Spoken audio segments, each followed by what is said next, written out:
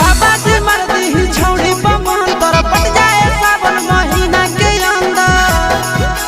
बाबा भोले बाबा हो मर्दी ही गोरकी पमान तर पट जाए सावन महीना के अंदर। हर साल जलवा ढारे ले अइबो पैदल चाहे सकीला से हो। हर साल जलवा ढारे ले अइबो पैदल चाहे सकीला से हो। देवा घर एलिया जामु जिला से हो छोड़ी दिला।